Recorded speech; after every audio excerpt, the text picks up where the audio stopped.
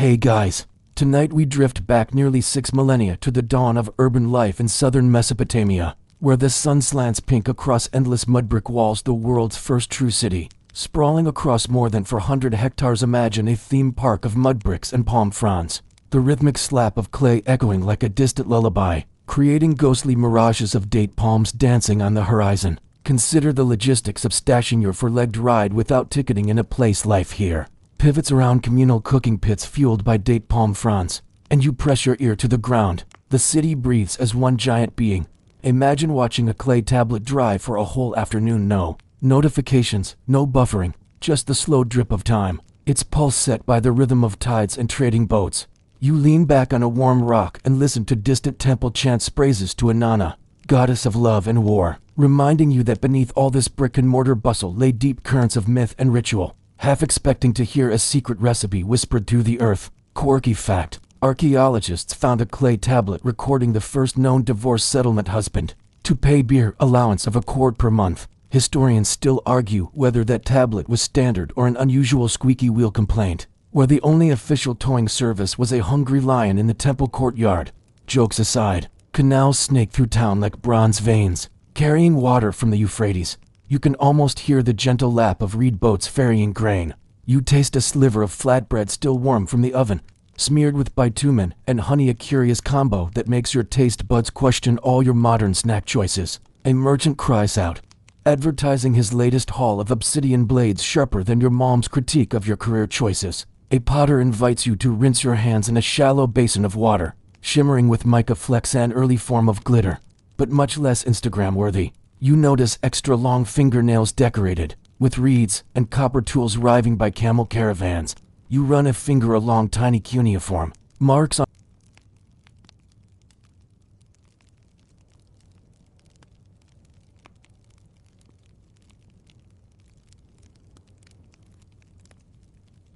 Historians still argue whether those were intentional or accidents of craftsmanship.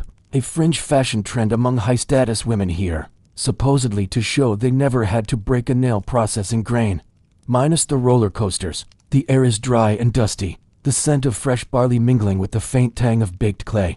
In the distance, the temple precinct looms like an ancient skyscraper, its stepped silhouette catching the sun. You run your fingers along the cool surface of a sun-baked wall and feel the faint impressions left by finger marks and reeds used to temper the brick, and you trudge down a narrow alley echoing with the clatter of pottery and the bleating of tethered goats, making it larger than any modern town you've probably visited, unless you live in a super boutique village where everyone knows your Wi-Fi password. Fringe tidbit: some scholars suggest street names were painted on wooden signs nailed to walls. One might have read Goat Crossing or Don T. Trip over my sledge. Historians still argue whether those signs were official city ordinances or just neighborhood graffiti. You probably won't survive this one morning if you've ever complained about traffic. Just imagine donkey caravans jockeying for elbow room. So, before you get comfortable, take a moment to like the video and subscribe, but only if you genuinely enjoy what I do here.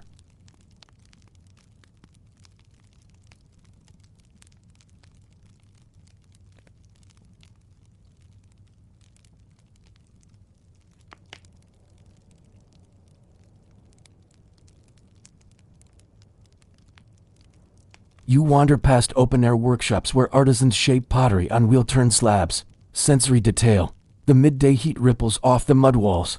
Modern aside, if you think city parking is bad, you're drawn toward a cluster of single-room houses distinguished by low benches running along mud-plastered walls. As afternoon drifts toward dusk, the city hums with barter, woven textiles from the north, lapis lazuli traded from faraway Badakhshan. By sunset, you find yourself atop a low mound overlooking Uruk's outer walls, watching torchlight flicker like fireflies awakening. A final joke to tuck you in: if you think waiting for the kettle to boil at home tests your patience, you wake to the sounds of morning in the Sumerian lowlands, roosters crowing, oxen grunting.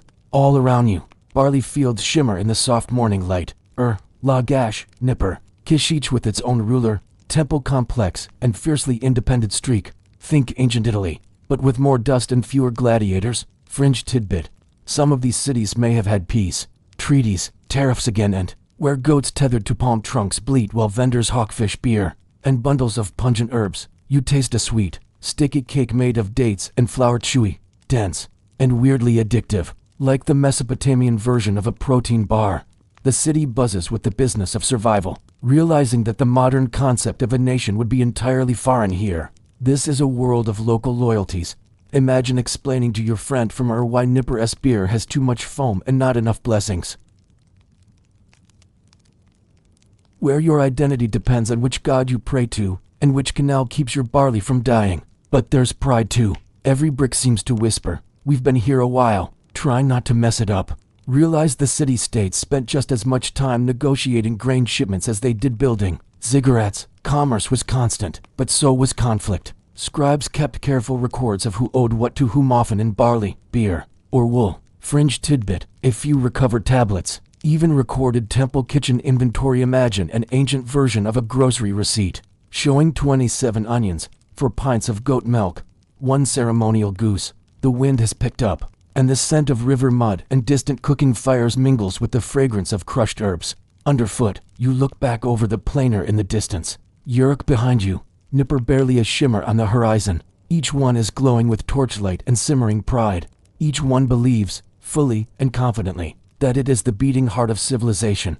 When water rights overlapped or boundary stones mysteriously walked away in the night, swords came out. Quirky fact, there are records of entire skirmishes breaking out over diverted canals, sometimes ending with both sides standing ankle-deep in mud, yelling about boundary lines and missing goats, scrawled on clay and ceremonially buried, essentially passive-aggressive notes sent directly to the gods. Historians still argue whether these treaties were symbolic offerings or legally binding contracts. Rustling like whispering silk, you find ceremonial roads connecting cities for festivals, where people crossed political lines to worship shared gods, dance, drink, and recite epic poetry long before karaoke ever existed.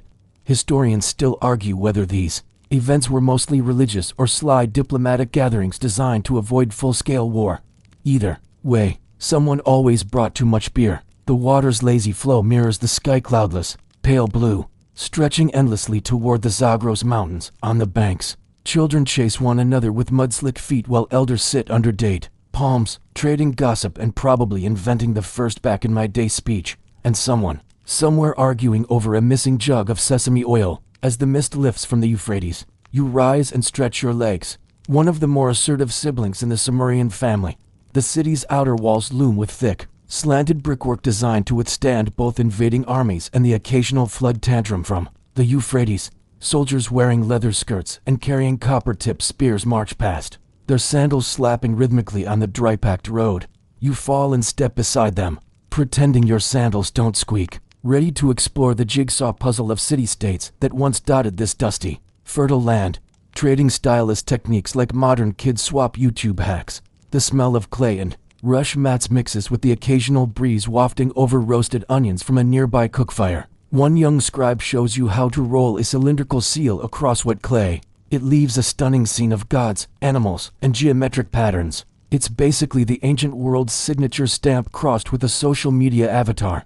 This isn't one unified kingdom, not yet.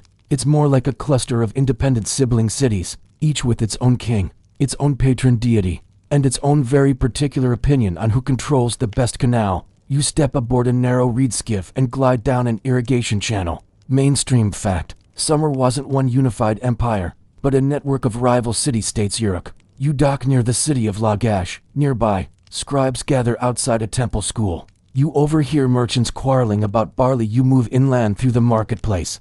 Mainstream fact, these early cities had elaborate bureaucracies managing taxes, labor, and irrigation. The rivalry between cities wasn't always hostile. As twilight returns, you climb a low rise outside the city, and you're just a curious traveler drifting through their legacy. Final sleepy chuckle for the night. If you think city rivalries are intense today, your fingers are still smudged with dust from the marketplace as you step into the hushed, cool interior of a small temple workshop.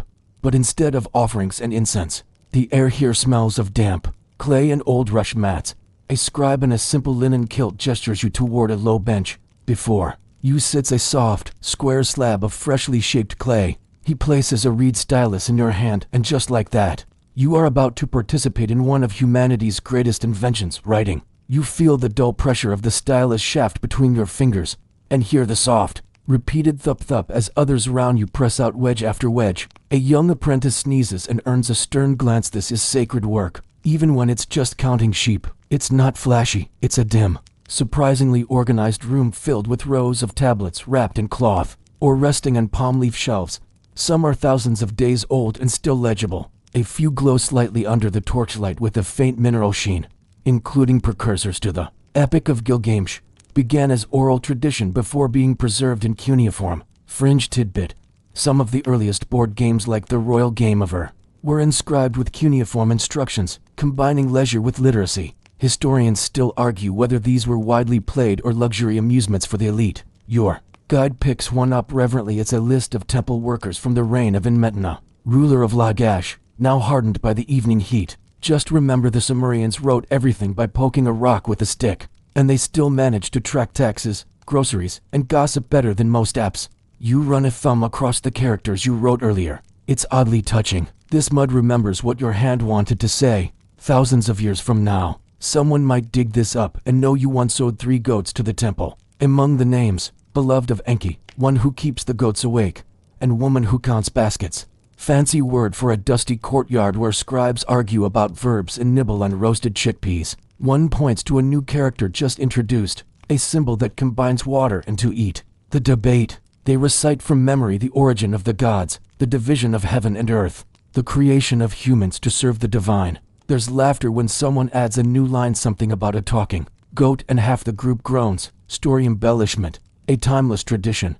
Whether it means soup, fish stew, or a bad idea someone tried at the last temple feast, historians still argue about meanings like these. Sumerian is a language isolate, so interpreting its script is sometimes more guessing than grammar.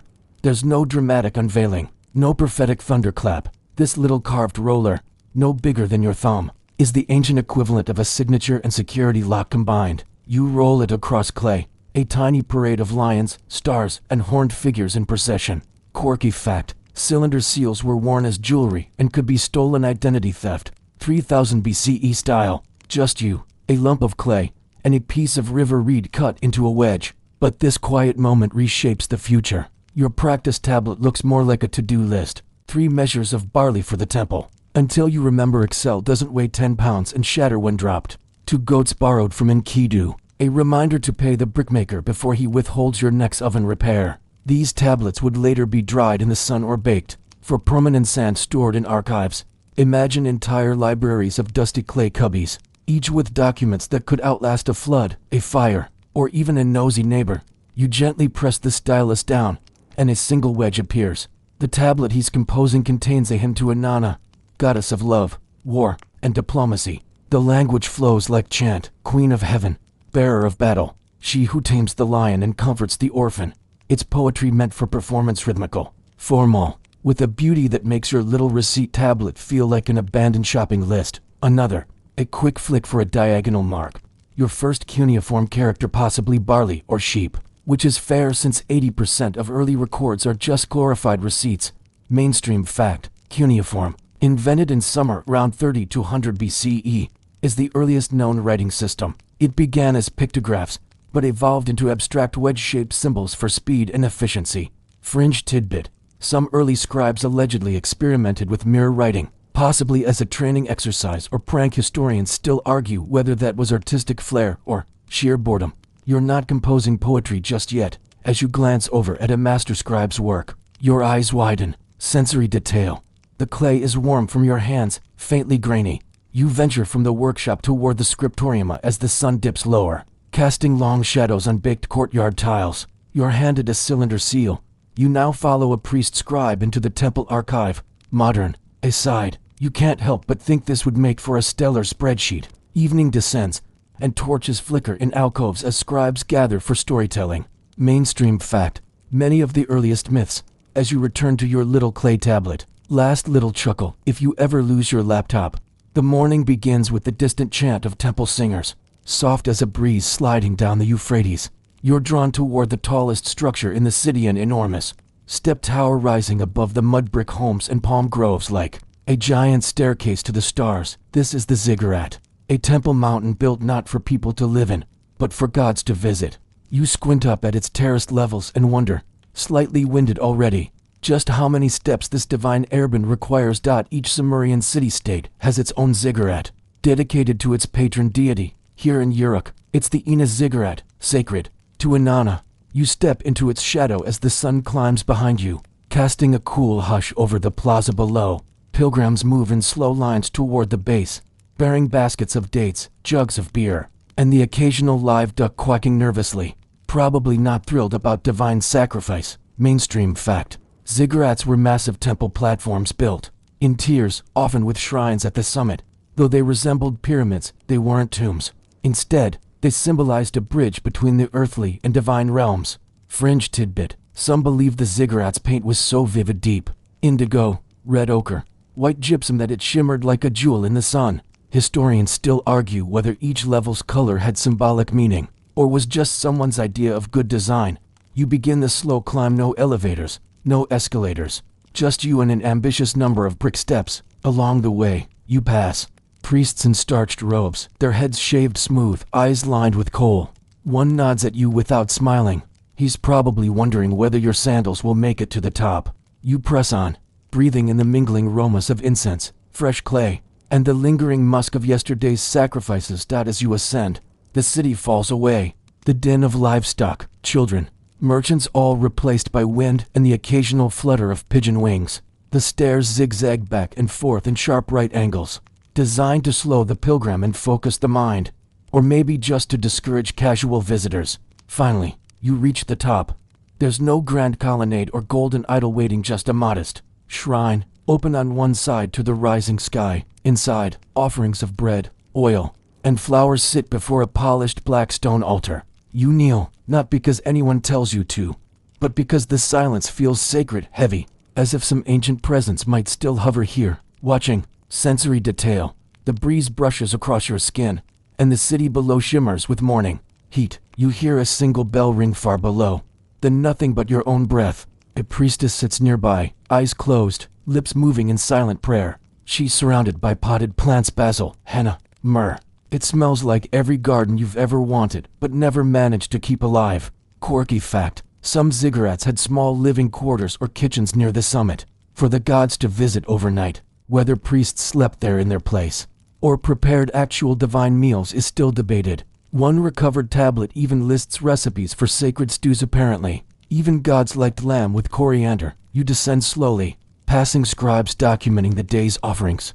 A short man shouts over a goat trying to eat his tablet. That's divine inventory, he yells, swatting the animal with his stylus. The goat remains unimpressed. You suppress a smile. At the base, you find a long colonnade leading to the Ina precinct, one of the oldest sacred sites in Mesopotamia. The mud brick walls here are incised with niches and lined with mosaics made from cone-shaped clay pieces pressed into intricate patterns. Mainstream fact. Ina may have been in use for over 1,000 years, continuously rebuilt, layer over layered. Fringe tidbit. Among its many altars, one was dedicated to sacred beer. Archaeologists found brewing vats and large storage jars near a platform marked with signs for joy and plenty. A priest approaches, his arms full of reed scrolls, and guides you into a small side chamber used for dream interpretation. The walls are painted with faded scenes of birds, bulls, and what looks suspiciously like a giant cucumber. Visions of the divine, he murmurs, or maybe early advertising. Historians still argue whether these chambers were part of a prophetic cult, or simply a religious form of therapy. Either way, you lie down on a woven mat, and for a moment, it's tempting to close your eyes. A servant fans you gently with palm fronds. You hear a trickling water fountain somewhere just out of view. Time drifts. You imagine yourself as a priest of the temple, memorizing star patterns, inspecting liver-shaped clay diagrams for omens, and writing very polite letters to neighboring gods. Dear Enlil, please stop sending sandstorms during barley season. Much appreciated, Uruk. Final sleepy grin. If you think modern real estate is expensive, just remember that in summer, the most desirable penthouse suite on top of the ziggurat was reserved for a god who never paid rent. You're ankle deep in muddy water by mid-morning, navigating a maze of narrow canals under a sun that doesn't believe in subtlety. But there's work to be done. Your reed boat nudges forward, guided by a long pole in your hands, past fields dotted with bent backs and waving sickles. You've left the sacred hush of the ziggurat behind, and now you're in the heart of summer's true lifeline, its irrigation system. Civilization here doesn't rise with stone, and prayer it flows with water. The canal banks are low, reinforced with bundled reeds and packed earth. Palm trees lean into the channels, their reflections wobbling as frogs croak lazily in the reeds. A farmer waves at you with the kind of slow, deliberate enthusiasm that says, "I've been up since before the sun, but I'm polite." Mainstream fact: the success of Sumerian civilization depended entirely on irrigation. Rainfall was minimal, but the Euphrates and Tigris rivers overflowed seasonally. Canals, dikes, and reservoirs allowed the Sumerians to store and distribute water for year-round agriculture. Fringe tidbit: archaeologists have uncovered ancient levees still packed with crushed date pit sand. Early engineering trick to prevent erosion. Historians still argue whether the most advanced canal networks were state-run or managed by local communities.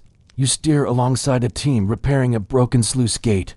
Their tools are simple wooden spades, rope, and an oddly shaped bronze shovel that doubles as a measuring stick. One man checks water flow by dropping a pebble and timing its travel across a marked string. You wonder if he's inventing calculus, but he's just trying to keep his onions from drowning. The fields here are planted in tidy squares, each one separated by a tiny ditch. Barley dominates the landscape, tall, yellow, and swaying like sleepy dancers. Occasionally, you spot rows of flax or garlic, their sharp scent carried by the breeze. A child darts past, barefoot, carrying a squirming cat that may or may not have volunteered for this ride. You pass a low shelter, made of palm fronds and mud brick. A woman inside is boiling water in a blackened pot, adding bits of dried fish and something that smells alarmingly sour. She waves you in for a taste. The soup is earthy, possibly intentional. You nod politely and pretend to chew. She laughs and hands you a roasted locust on a stick, which you accept like a true Sumerian adventure/unwilling snack tester. Modern. A side: if you think your grocery store lacks variety, imagine a shopping list limited to barley, dates, lentils, and that thing we caught by the canal. As you pull your way back toward the city limits, you spot a group of women threshing grain. They work in rhythm, swinging flails made from lashed reeds. Dust rises like gold smoke, and you feel it coat your teeth. One woman breaks into song, something repetitive and hypnotic, a mix of lullaby and work chant. You don't know the words, but the rhythm pulls you in. Mainstream fact: threshing and winnowing were labor-intensive tasks typically done communally. Songs, chants, and shared meals helped coordinate the work and lift spirits. Fringe tidbit: one ancient song preserved on clay tablet is a mashup of praise for barley and a complaint about sore feet.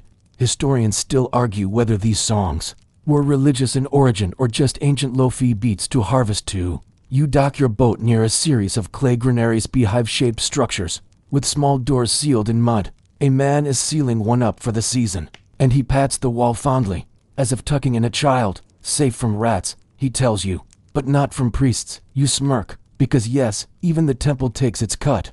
You follow a narrow path past a toll collector sitting on an upside-down jar. He demands a token barley sheaf before letting you pass. You hand him a particularly sad-looking bundle, and he inspects it like it's a rare antique. "You're lucky I'm in a good mood," he mutters, and waves you through. The sun hangs heavy now, and you rest beneath a wooden awning as two boys run by holding a live goose.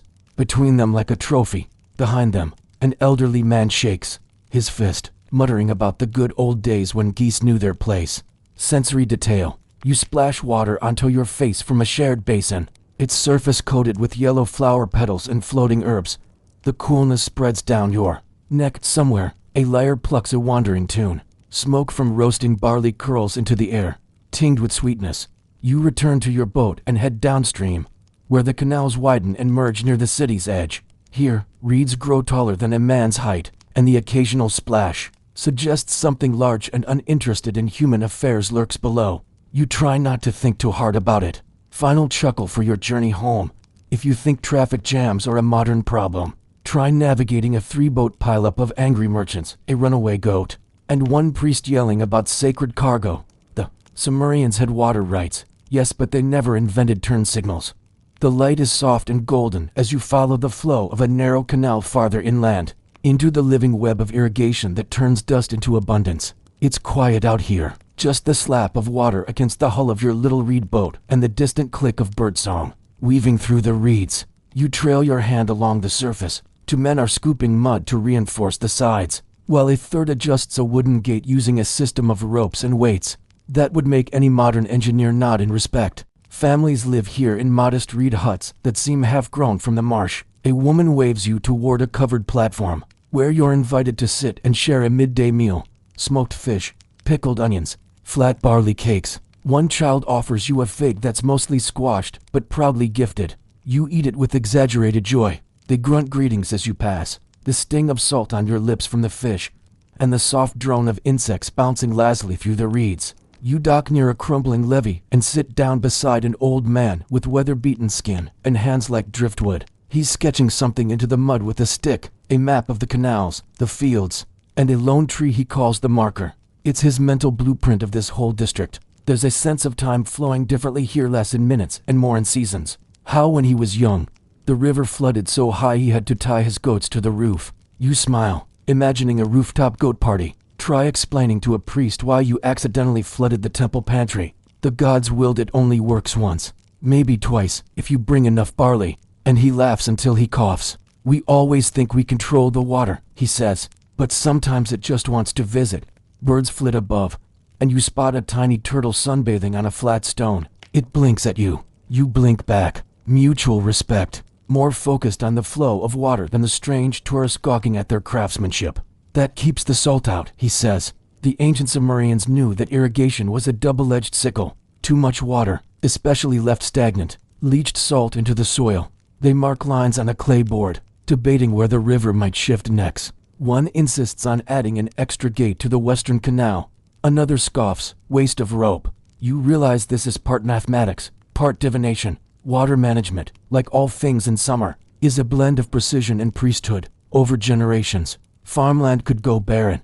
They used ropes knotted at standard intervals and simple tools like leveling staffs and sighting frames. Fringe tidbit, some of these devices were inscribed with prayers, possibly in hopes the gods would bless the math. Historians still argue whether these prayers were serious appeals or polite insurance policies. Fringe tidbit, some scholars believe summer's eventual decline was hastened by soil salinization, caused by over-irrigation and poor drainage. Historians still argue whether it was ecological mismanagement or just bad luck with the river's shifting course. Watching ripples spread out like fingers stroking the earth's skin. If a leak starts here, the consequences aren't a wet kitchen.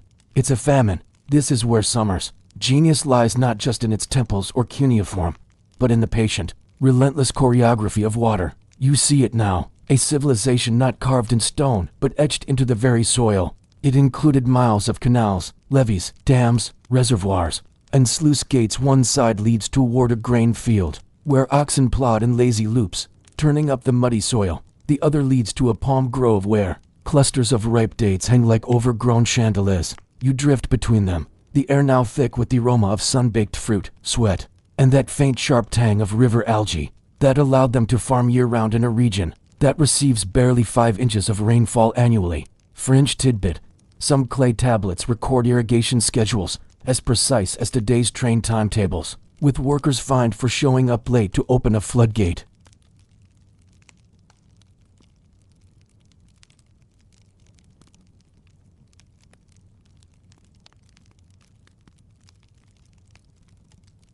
A group of workers is busy at a early dam-like structure made from layered reeds, logs, and clay. Modern aside, you can help but think this entire network looks a bit like your neighborhood's plumbing diagram, just a muddier. You beach your skiff near a small encampment built around a junction of 5 canals, a watery crossroads. Sensory detail. You lean back on woven mats, feeling the gentle creak of wood under you. A young man points to a long, low earthen wall just beyond the huts. Back on the boat, you continue drifting through a quiet stretch where reeds arch overhead like cathedral vaults. You pass by a field where a group of elders is teaching teenagers how to read flood patterns in the silt. Mainstream fact, the Sumerians developed early surveying techniques to measure land and control water distribution.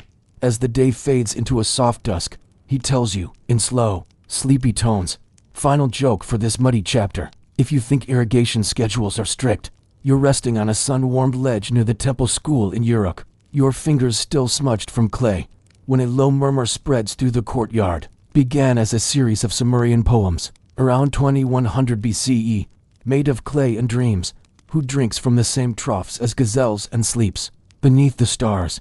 In this older version, he doesn't just wrestle Gilgamesh into friendship, evolving with the values and imaginations of successive generations. Fringe tidbit: one poem implies that Gilgamesh once cursed a baker's oven for collapsing his ceremonial pie, and someone has carved a crude figure of Gilgamesh out of wood, complete with oversized biceps and an expression of permanent worry. You picture him standing at the edge of a barley field, squinting at a goat wearing a bell, trying to decide if the bell is edible. Women sing a song in praise of his strength and his ability to stay awake through meetings. You chuckle. Hero worship never changes. Historians still argue whether this was satire or a scribal in joke, where someone has left a small bundle of flowers beside a weathered statue of the king. You sit there for a long time, watching the stars appear one by one, listening to the final notes of the story fade into the wind. In the distance, a dog howls. Or maybe it's a lion. Either way, it feels right. It's been compared to stories like Adam and Eve or the Jungle Book,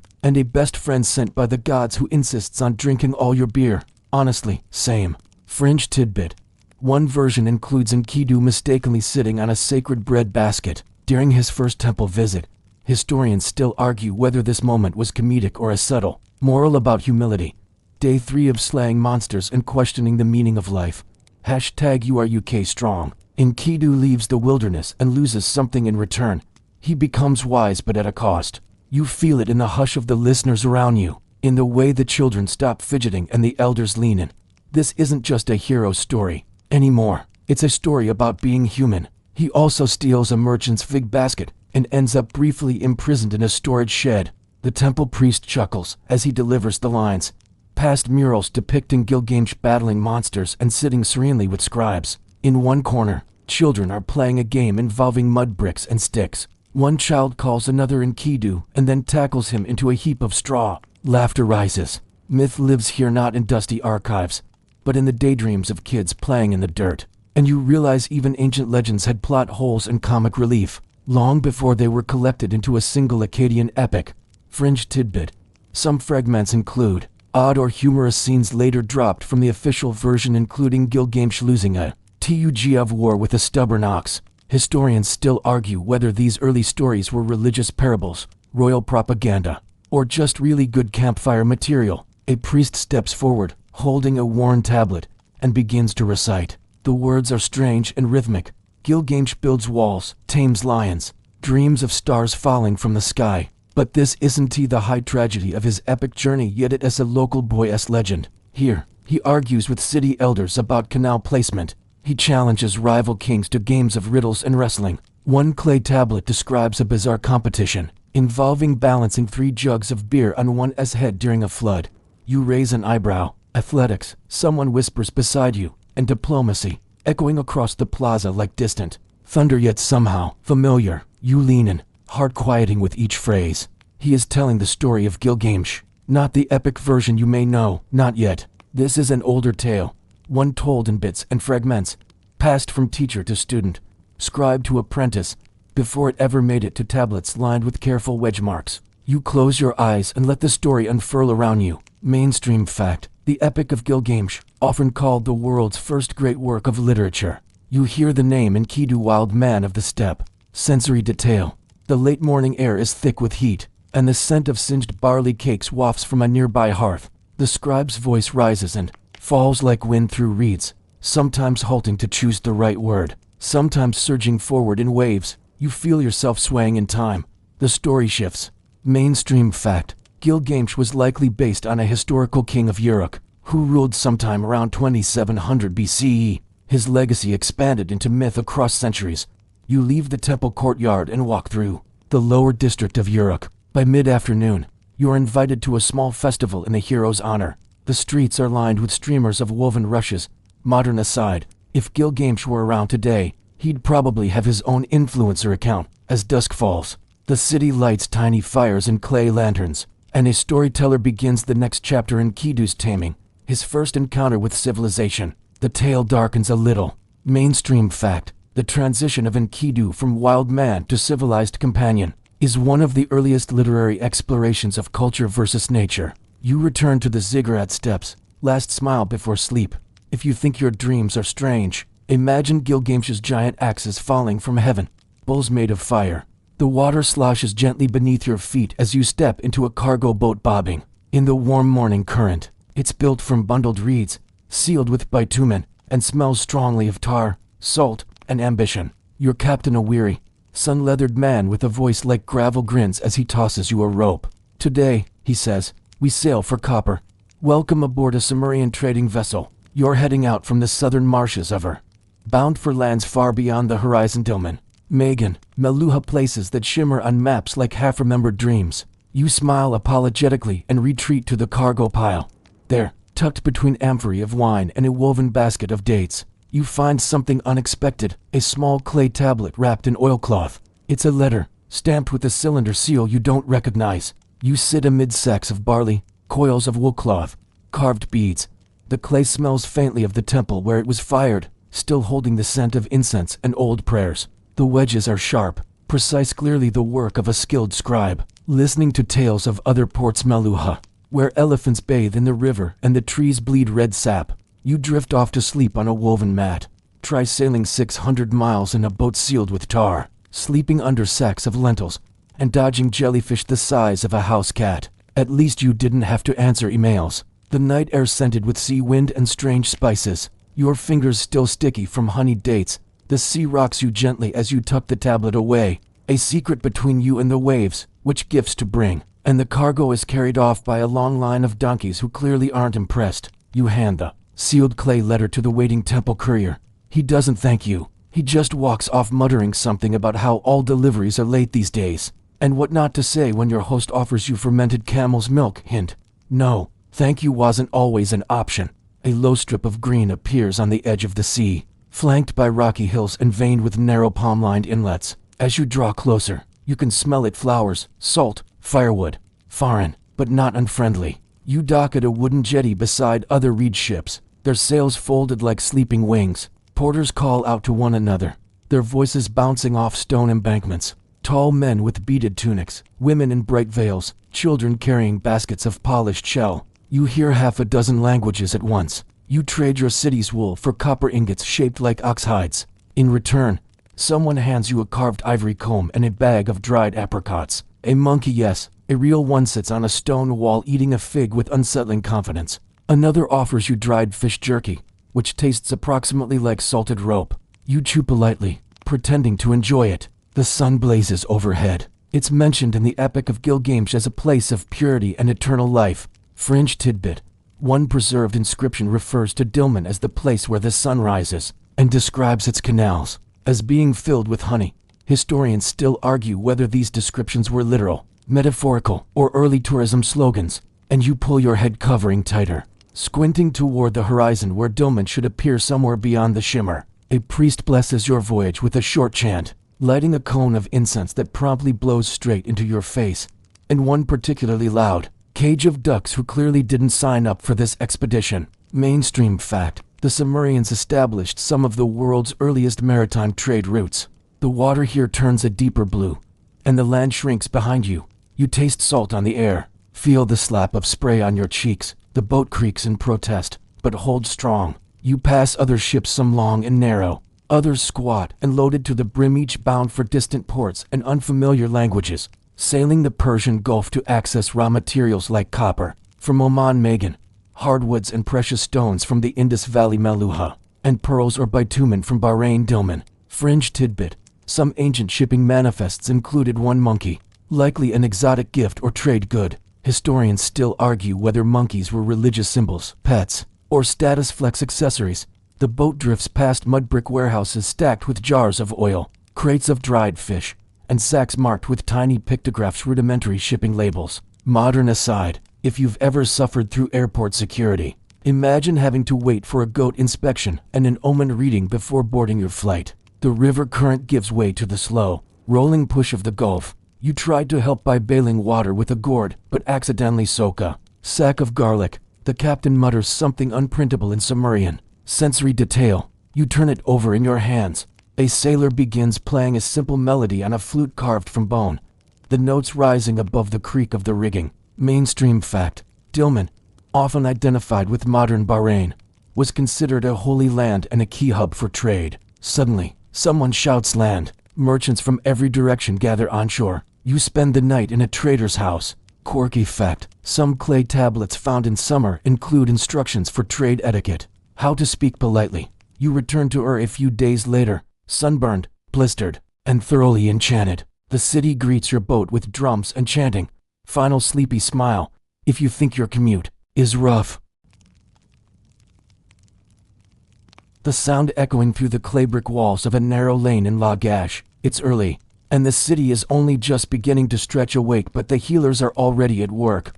You slip out of your guest house and follow the herbal scent of crushed leaves and warm, chalky powders. Welcome to a Sumerian healing house, a humble, shaded structure packed with bundles of dried herbs, tiny pots of mineral paste, and enough incense to choke a minor deity. You duck beneath the reed awning, and are immediately met with a plume of something vaguely minty, vaguely unpleasant. For clarity of the spleen, the healer explains, temples had their own medical staff who combined chants, offerings, and surgical techniques. Yes, they performed surgeries, some with bronze tools. The diagnosis: too much wind in the blood. The treatment: a hot compress, a prayer to Gula, the healing goddess, and a drink that smells like onions boiled in old sandals. You are not offered a taste this time, thankfully. Threading beads for amulets, and whispering to statues of the gods. An older woman is teaching a young apprentice how to identify poisonous herbs by scent alone. The clatter of pottery jars and distant barking of sacred dogs. It's not sterile or scientific by modern standards, but it feels deeply human. These people may not have had microscopes, but they had empathy, creativity, and astonishing endurance. The lesson ends with a sneeze, a gag, and a gentle slap on the back. Now you'll remember. The elder laughs. Fringe tidbit: a boy passes by with a tray of roasted seeds and a grin full of missing teeth. You trade him a small shell for a handful and chew thoughtfully, while a drumbeat signals the start of a purification right inside, which now juts alarmingly from his heel. The apprentice looks panicked. The senior healer, unfazed, nods once and begins boiling water. You excuse yourself politely. Somewhere in the archives of Ur lies a tablet, where a scribe solemnly records the symptoms of too much sadness from the north wind. If that isn't the world's first weather-related burnout diagnosis, what is? One text outlines a ritual where the goddess Gula is honored. Dogs wander freely, sacred to her, symbols of healing and devotion. One particularly lopsided hound sits beside you and places a paw on your foot, like a sleepy guardian. A scribe nearby explains that dogs often attended the sick, their calm presence considered curative, whispers directly into the patient's right ear because the left ear is prone to gossip. Historians still argue whether this was metaphorical or a very early form of sound therapy. You nod gravely, despite having no idea where your spleen is or what it does. A healer in a linen wrap gestures for you to sit. You look dry in the liver, she says, nodding seriously. Her worship often included offerings of small dog statues and requests for protection from disease. Fringe tidbit: some clay figurines of dogs found in temples have tiny inscriptions like protector of ankles and chaser of bad spirits. Historians still argue whether these were devotional items or early versions of pet tags. You can hear the scratch of styluses on clay as apprentices record which remedies work and which don't. Someone sneezes. A small clay statue tips over and is righted with a weary sigh.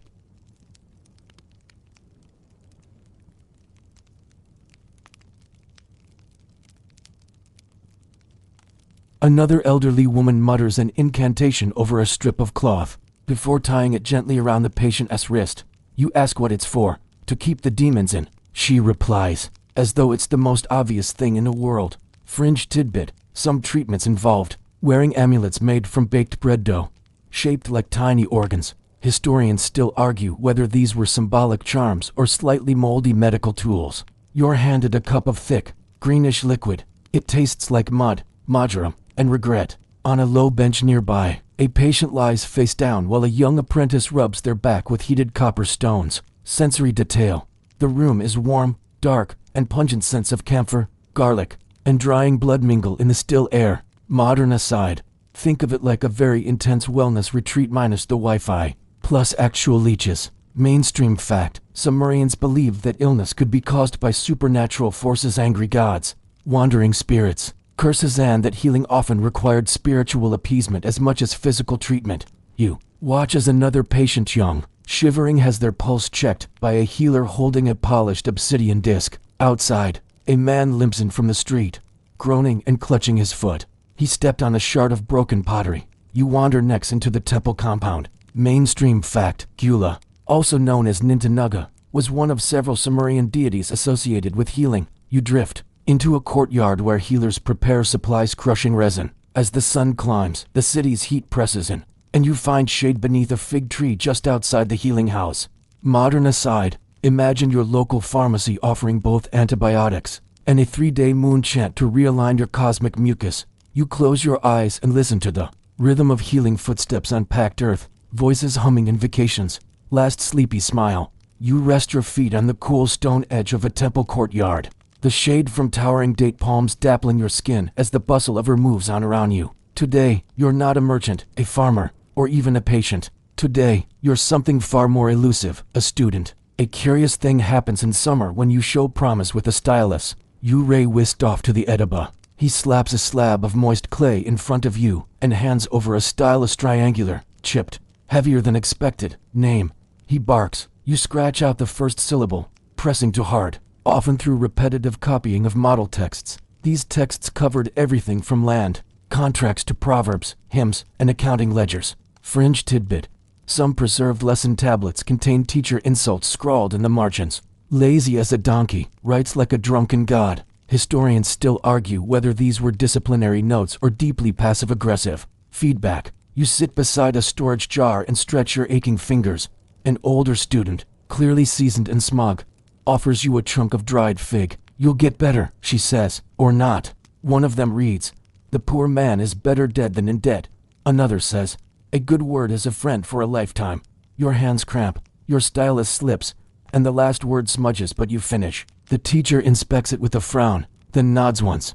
"Acceptable," he mutters, which, in Edaba terms, is like receiving a standing ovation. A third simply reads, "Do not argue with a fool. He hits hard. Doesn't matter." They'll still yell. The clay cracks or hums around you. Merchants closing stalls, priests lighting lamps, dogs stretching in the street. You're tired, dusty, and vaguely smarter than you were this morning.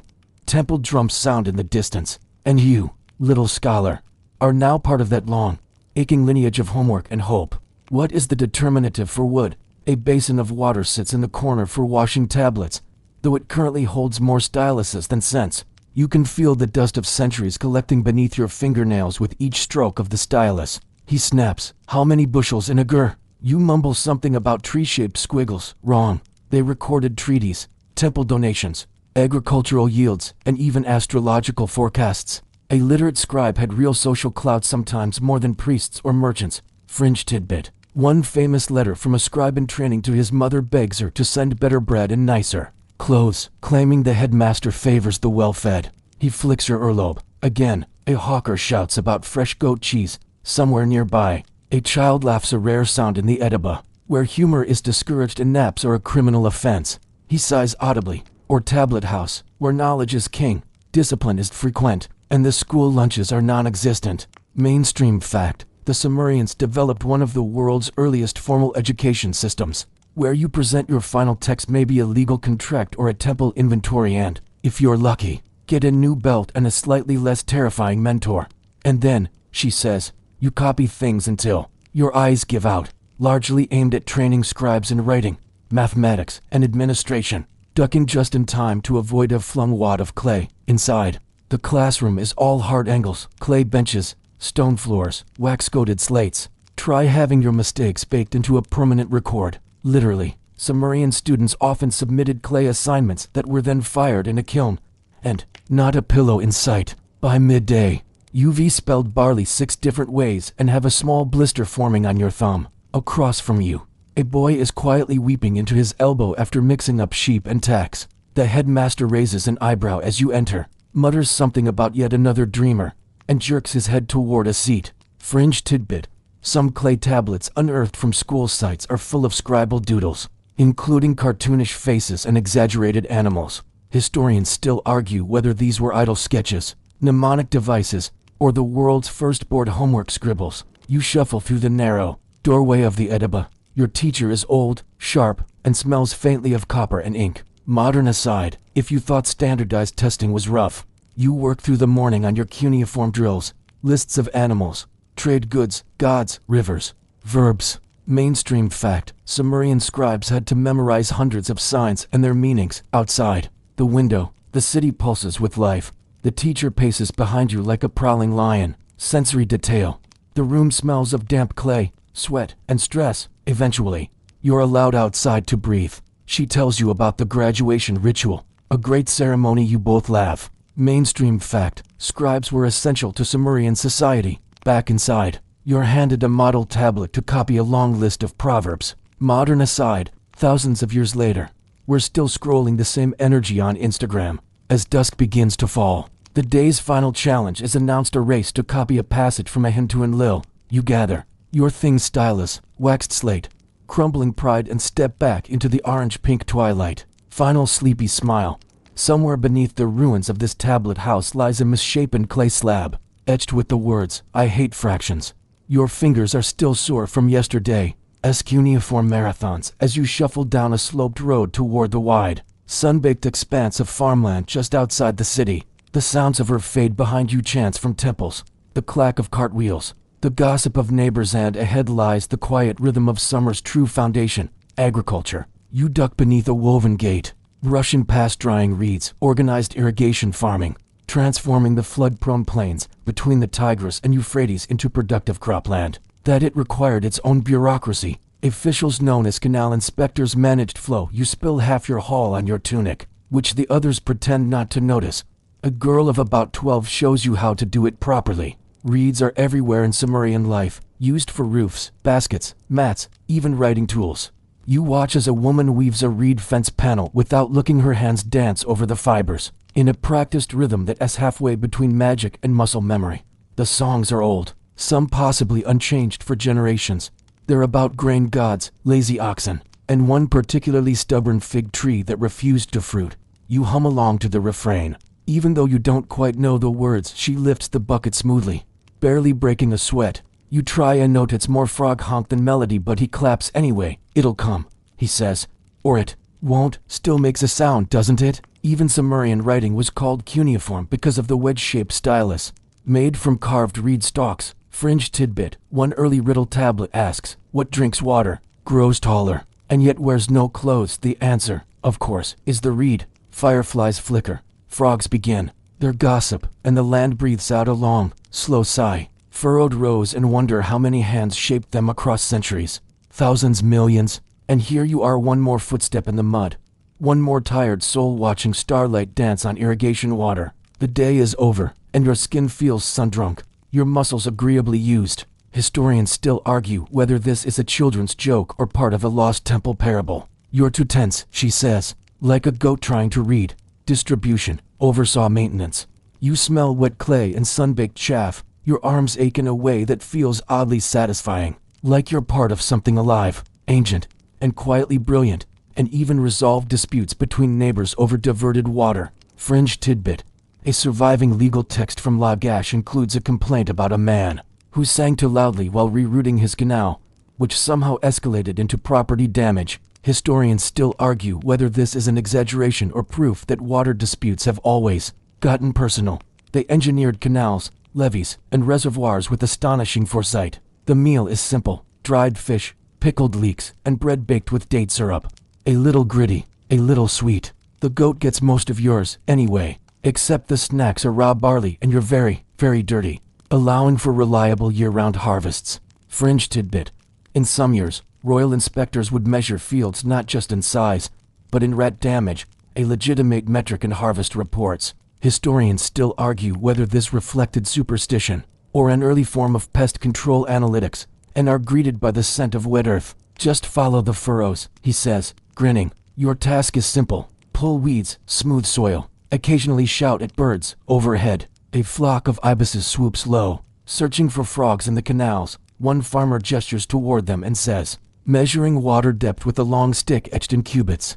You peek over his shoulder and see a detailed chart of fields, dates, and water schedules. It's astonishingly neat. For something written in mud, when they land early, it means rain tonight. You nod like you understand bird-based meteorology. Try not to fall asleep. The soil is rich, dark, and clings to your sandals. Nearby, oxen pull a wooden plow guided by a boy no older than 10. His arms are stringy, his sunburn epic, but he whistles with the ease of someone who knows the land like a lullaby. Cut grain, and the faint tang of manure. Welcome to the fields where the empire doesn't just eat, it thrives. Mainstream fact: the Sumerians were among the first to develop intensive. A farmer waves you over and hands you a wooden rake. You work side by side with a small crewman, women, and a goat who appears to be in charge. Modern aside, think of it as a team-building retreat. A water overseer passes by an older man with a carved wooden staff and a tablet tucked under one arm. He's checking on irrigation channels. Mainstream fact: Sumerian irrigation was so advanced. You break for lunch beneath a woven mat canopy after eating. You're taught to use a shadfa counterweight bucket tool for lifting water from a canal. It looks easy, it isn't. Sensory detail: the afternoon air hums with insects and rustling grain. Later, you join a crew collecting reeds by the riverbank. Mainstream fact: the abundance of reeds along Mesopotamian rivers made them indispensable in daily life. As evening settles in, farmers gather to sing while storing their tools. One elder offers you a reed flute, its surface smooth from decades of use. Modern aside, not everyone can be a virtuoso, but it turns out you can serenade barley if you're committed enough. As the sun dips behind the city's edge, the fields begin to shimmer, heat leaving the earth, mist rising from the damp canals. Final sleepy smile. You glance back at the neat. You wake early the next morning, stirred by the deep, slow clang of temple bells and the smell of incense drifting through the alleys of Ur. Today is no ordinary day, bustling with merchants pulling carts laden with offerings, baskets of barley, jugs of beer, garlands of flowers, a slightly confused sheep. The whole city seems to be tilting toward the ziggurat, that great terraced temple that climbs skyward like a giant staircase. And you, still yawning, are swept along with it. He carries a copper staff tipped with a symbol of Enlil, god of wind and kingship. He speaks softly, but everyone listens as if thunder were hiding in his throat. Today, you follow the priests, each associated with natural forces, professions, and cities. You can see the river glinting like silver thread. You're invited to help anoint one, just a few drops. Except instead of relaxing your chakras, you're trying to curry divine favor, carefully drizzled over a relief of a god with wings and a suspiciously knowing smile. The stone hisses faintly as it absorbs the oil. The field stretching into heat haze, the entire city pulsing with life. Up here, even the goats look contemplative. This one's a goat, she says, holding up a lumpy blob. Or maybe a dog. The gods know. Dancers in long flowing robes, caught between roles: observer, participant, accidental sacrificial cake decorator. The drums thump like a heartbeat. The scent of incense clings to your skin. For a moment, the whole city feels like it's holding its breath. And an ox pulling a cart full of fruit. A dog catches one. It's a strangely sacred moment. The city parts for the parade, a group therapy session, a block party with chants.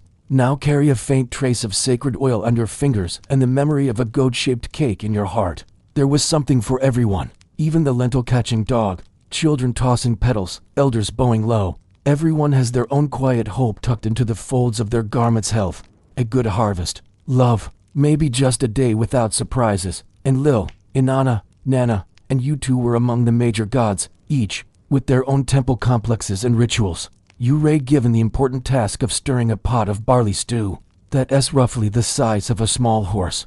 The scent is savory, complex, and vaguely nutty. Fringe tidbit: one hymn to Inanna describes her as she who rides storms, drinks beer. You find yourself alone near the ziggurat's base again. The city sleeps. The torches are lit. The crowd disperses. Somewhere in the temple, the head priest snores faintly and judges men's trousers, a multitasker, if ever there was one. Historians still argue whether this line is metaphorical or a poetic dig at fashion. With priests managing religious rites, landholdings, trade, and even taxation, storing grain, and feeding a rotating staff of workers, priests, and supplicants. Fringe tidbit: clay tablets from temple storerooms include detailed records of everything, from garlic counts to how many goats sneezed during a given lunar cycle. Historians still argue whether such records had astrological significance or were simply overzealous bookkeeping. Fringe tidbit: some Sumerian texts mention temple gardeners, who were in charge of pruning sacred fig trees and arranging symbolic fruit displays. Historians still argue Whether these were purely ceremonial roles or low-ranking staff with very fancy titles, a prayer, spoken in the oldest Sumerian dialect barely comprehensible even to the locals. Candles flicker, casting long shadows on carved walls that depict gods riding boats made of stars. The priest's voice drones rhythmically, hypnotically, like a lullaby from another world. You whisper along, hoping you don't accidentally summon the wrong deity. The streets are busier than usual. A priestess in a gold-threaded robe gives you a gentle nod as she passes, carrying a small vessel shaped like a lion. You try not to stare. Her eyes are rimmed with dark kohl, her hair braided into a tall, elaborate tower that could probably store small scrolls. Mainstream fact: in Sumerian cities, the temple was the spiritual and administrative heart. As you approach the base of the ziggurat, the air changes. It smells of ash, sweet oils, and roasted meat, half holy, half barbecue. You are ushered into a long hall where the head priest, older than dirt and twice as organized, prepares for the sunrise ritual. The rite begins with offerings, milk poured into a channel, a loaf of honeyed bread broken into 5 pieces. Sensory detail: the floor is cool beneath your knees. Mainstream fact: the Sumerians worshipped a vast pantheon of deities. Later, you climb the steps of the ziggurat, wide, steep, and seemingly endless. At the top, the view is staggering. A junior priest hands you a vessel of scented oil and points toward a row of carved altars. Modern aside, it's like ancient aromatherapy. You spend the rest of the morning in the temple kitchens. Yes, those exist where a crew of assistants prepare ceremonial meals. An older cook, missing 3 teeth and possibly immortal, shows you how to shape sacrificial cakes into tiny animal forms. Mainstream fact: Sumerian temples functioned like giant estates, producing and distributing food. By afternoon, you join a procession, leaving the temple musicians playing lyres. You walk at the edge of the procession. At the city gate, the priests chant a blessing for trade caravans and distant allies. Someone tosses a handful of lentils into the air. Modern aside, religion in summer wasn't just about the gods, it was a civic experience. As the sun begins to sink and the last hymns fade into silence, you sit on the warm stone and watch the last curls of incense disappear into the darkening sky. The gods, it seems, are fed. Final sleepy smile, and you, once just a dusty onlooker, you wake the next morning to the rhythmic thump of something being pounded nearby. Not drums this time, something more domestic. You're diving into daily life, not of kings or priests, or even scribes, but the everyday Sumerian, the baker's, where she's preparing a kind of sour barley porridge, seasoned with wild herbs and surprisingly dried dates. The taste is dung. Where a boy and his uncle are busy shaping wet clay into bowls. The wheel spins silently, hypnotically, revolutionizing ceramic production and enabling mass production of standardized containers. Fringe tidbit: some surviving pottery pieces have child-sized handprints baked into them, possibly early apprentices or unintentional studio mishaps. Historians still argue whether these were proud signatures or small accidents that no one bothered to fix. Probably has opinions about which god invented accounting tree, because even time travelers need breaks. You find yourself in the middle of a small neighborhood dispute. 2 men arguing about who owns a wandering goat show early examples of civil disputes over property, debt, and family obligations. Fringe tidbit: some legal decisions were recorded on clay tokens shaped like specific animals or items to symbolize the ruling. Fish from the Gulf, timber from the mountains, beer from everywhere. You ask how much beer they actually drink. Warm air brushing your cheeks, the scent of grilling meat curling skyward. Someone begins to hum a tune, low, rhythmic. What you'll remember most is this rooftop, just you, a borrowed blanket, and a sky that looks exactly the same as it did 5,000 years ago. Meant for no one and everyone. His wife answers, "We're not animals, we mix it with water." Stars are beginning to blink into view. Belly full, body tired, mind swimming in barley porridge and goat-related legal drama. Another child counts them aloud. You join in. They lose count around 15. You decide 15 is plenty. Historians still argue whether these were legal receipts or mnemonic devices for illiterate citizens. The goat stands in the middle, chewing on someone's tunic. A priest is called to mediate. You settle on a rooftop where a family is preparing the evening meal. Grilled fish, lentils with garlic, flatbread brushed with oil. You eat with your fingers, sharing bowls and laughter. He consults a small clay tablet, listens to both sides, then flips a pebble and declares the goat communal property. Everyone shrugs and moves on. You try your hand, your bowl ends up looking like a slightly panicked mushroom. Their fingers move quickly, muscle memory stronger than sight. She learned to write basic records, grain counts, animal sales, prayer tokens. Her brother, however, she says, was sent to the temple school. Too much thinking, not enough doing, she adds, winking. They tell you stories as they work, tales of flood years, of stubborn donkeys, and of a dream where a snake taught someone how to plant lentils. The uncle chuckles and places it on a shelf labeled practice. You feel honored. And onions. You hear the distant bleating of sheep, the slap of sandals on clay, and the occasional squabble between neighbors. A toddler chases a chicken. The chicken is not amused. Interesting. You chew slowly, nodding politely, and try not to grimace. She laughs and hands you a handful of roasted chickpeas to make up for it. Brewers, herders, potters, and parents who made the city hum. And hum it does, like a beehive with sandals. Peek through a woven reed curtain and find yourself face to face with a woman vigorously mashing barley in a stone basin. She gives you a nod, barely pausing. Breakfast, she says simply, and gets back to it. Today, mainstream fact, most Sumerians lived in modest mud brick homes, worked in agriculture, and followed daily routines that centered around sunrise to sunset labor. Fringe tidbit. Some early Sumerian homework tablets suggest children were assigned repetitive copying of moral phrases like "do not talk back to your father," and "the teacher is always right." Historians still argue whether these were literal educational texts or satirical scribal jokes. You join the woman in her courtyard. Later, you wander through the alleys of a residential neighborhood. The houses press close together, 2 stories at most, with flat rooftops where laundry flaps and goats occasionally wander. You notice that most homes have tiny shrines near the entrance, little alcoves with figurines or offerings. Some are elaborate, others just a flat stone with a single flower. Sensory detail. The streets smell of baked earth. You duck into a potter's workshop. Mainstream fact, Sumerians developed the potter's wheel around 3500 BCE. By midday, you are invited into a home where an elderly man and his daughter are weaving flax into linen. You ask about school, and the daughter nods toward a corner where a waxed clay tablet sits beside a blunt stylus. Modern aside, you know the type. After a short nap in the shade of a fig. Mainstream fact, Sumerian law codes, including precursors to Hammurabi's code. As the sun dips low again, casting long amber streaks across the buildings, the father tells you about his work unloading goods from merchant boats. Sensory detail. You recline on a reed mat. A child points at the sky as the family prepares for sleep. They offer you a blanket woven with little blue stripes. You curl up near the rooftop wall. Final quiet smile, for all their cuneiform tablets and temple bells.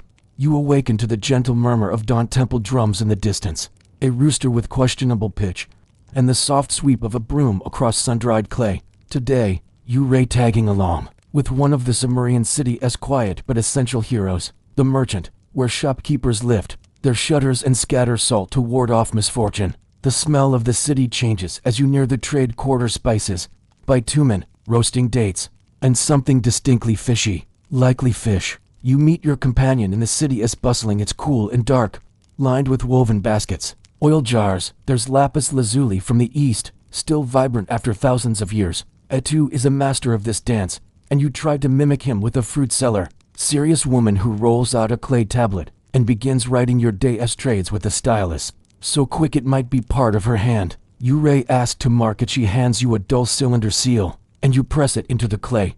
You walk the edge of the Euphrates with Etu, watching boats drift in flat-bottomed barges, round coracles made of reed and pitch, and larger merchant vessels that smell deeply of salt, spices, and ambition, revealing a neat scene of 2 people shaking hands beneath a tree. Even me. He gestures to a scar on his arm. That, from a camel who disagreed with market prices. It ends with you overpaying for an underripe melon. Don't worry, he says. Etu invites you to share a quiet meal with his crew traders from across summer. You sit on rugs beside crates of fish and foreign seeds, dipping flatbread into bowls of lentil stew. Stories fly like birds, some true, some wildly not, all worth hearing. You just financed someone's lunch. You believe none of it and enjoy every word. Somewhere nearby, a jar monkey might be plotting escape. You don't know where tomorrow leads, but tonight, you've traded sweat for stories, sandals for silver, and a few bad melon choices for a belly full of laughter.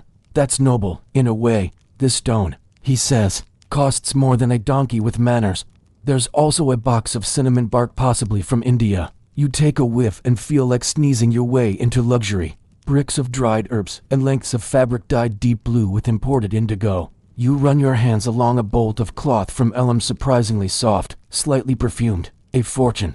Etta tells you, if you know who to sell it to. Every corner bursts with noise. A woman singing the price of her lentils. Not because you need it, just because he gets you. A boy holding up dyed cloth. Your ears ring slightly from a very enthusiastic flute player stationed near the fishmongers. He inspects them by weight and smell, then scrawls a symbol onto a tiny clay token.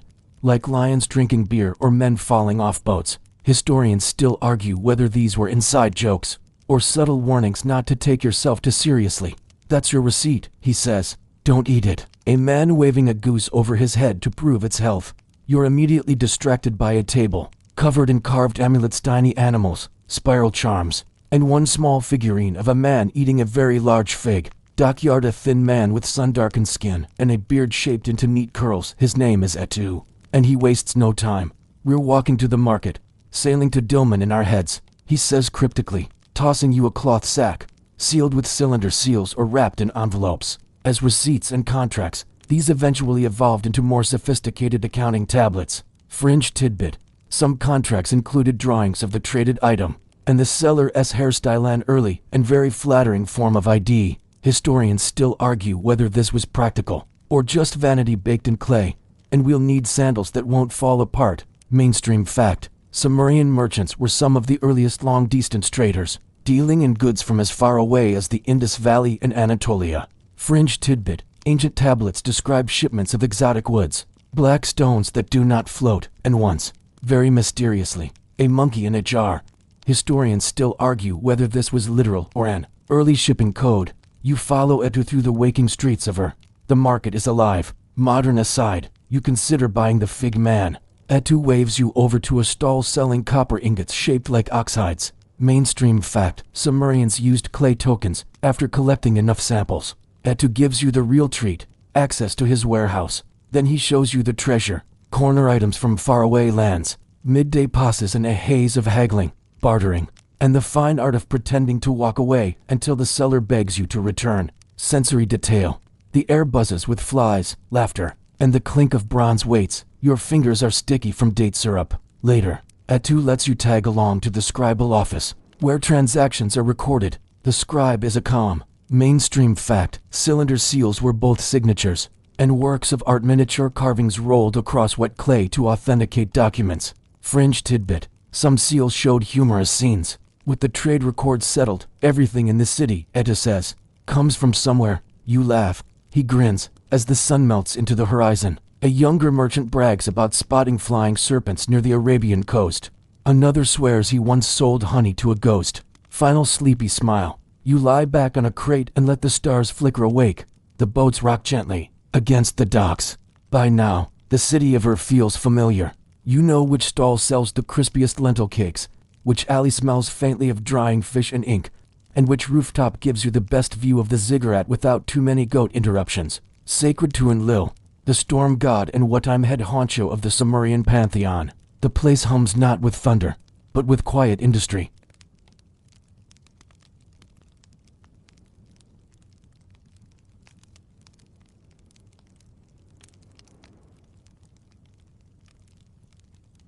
Fringe tidbit. Some temple feasts included hundreds of loaves of symbolic bread shaped like fish, turtles, or pyramids. A priestess explains that they keep records of everything from grain yields and beer rations to star movements and royal dreams. You flip through a tablet catalog and find titles like Concerning Cows and Favorable Days for Digging Wells. He explains that liver divination is the current trend, reading messages in sheep organs. You politely decline the offer to watch one. They do get messy. He concedes, riveting. The climb is long, the steps uneven, but the view is worth every wobble. Bells chime softly as the statue is returned to its throne. A priest gives a short, musical chant, his voice rising and falling like wind through reeds. The lamps cast longer shadows. You find a bench beside a column and lean back. The city's noise fades to a hush. Somewhere, a temple goat sneezes. You drift off to sleep wrapped in the strange peace of sacred bureaucracy. A wind picks up on the terrace, carrying whispers from unseen corners. You close your eyes and listen to nothing and everything. Below you, the entire city stretches like a board game. Fields, canals, rooftops, temples. and markets all basking in golden afternoon light, taking it all in the scent of burnt myrrh, the hush of reverence, the sense of something far older than logic. In this moment, surrounded by the symbols and rhythms of belief, you feel small in a comforting way, like a grain of barley nestled in a temple storehouse. Pigeons swirl around you like lazy guardians. Historians still argue whether these were meant to be eaten or admired or possibly juggled. You nod, suitably chastened. Fringe tidbit. Some temples kept ceremonial animals with their own names, jobs, and even miniature accessories. Historians still argue whether these animals were sacred pets or elaborate public mascots. You start your morning in the courtyard of the Ekar Temple complex. Women and men stir methodically. Fringe tidbit. Some ziggurat corners were equipped with drainage systems thought to preserve divine cleanliness. Historians still argue whether these were practical features or symbolic. Purification pipes, adding herbs, dried onions, and sometimes scandalously honey. The Enlil statue is carried to a chamber where attendants use scented water and fine cloth to cleanse it, whispering prayers the entire time. It's both eerie and beautiful, a kind of divine spa day. 1. Cook hands you a spoon and invites you to taste. It's earthy, rich, and slightly smoky. You give an appreciative grunt. She smiles and hands you a piece of flatbread as a reward. Mainstream fact. Temples in summer weren't just for worship, they were the beating economic and administrative heart of the city. You trail behind a young temple apprentice carrying a basket of figs and incense. Ritual offerings are placed: bread, beer, dates, a single carved duck. You briefly wonder if the gods have strong opinions about duck placement. Inside the central sanctuary, the air is thick with frankincense and whispered prayers. The walls are painted with scenes of divine councils, flying gods, and the occasional giant eagle. A small statue of Enlil sits on an ornate dais, eyes made of shell and lapis, hands carved mid-blessing. You feel a sudden urge to be very polite. The priests light oil lamps one by one, and each flame flickers as if remembering something ancient. You're ushered into the temple kitchens, where the real magic happens. Enormous pots of barley stew bubble on clay stoves. Mainstream fact. Temple kitchens were staffed by professional cooks who prepared meals for the gods, priests, and large public feasts. Next, you visit the scribe house, where priests double as historians, accountants, and astrologers. Rows of clay tablets line the walls like books. Modern aside, you imagine the ancient Sumerian version of spreadsheets, less Excel, more Exclay. One priest, with fingers stained from ink and clay, shows you a table of omens. Instead, you explore the ziggurat's upper terrace. Mainstream fact. Ziggurats were temple towers meant to bridge earth and heaven, with only priests allowed on the uppermost levels. As the sun begins to slip downward, you are invited to join a rare ritual, the washing of the god. Afterward, the god is redressed robe, necklace, and a tiny golden hat that you honestly kind of want for yourself. You sit quietly, sensory detail. The air grows cooler. Final sleepy smile as the priests begin their evening rounds.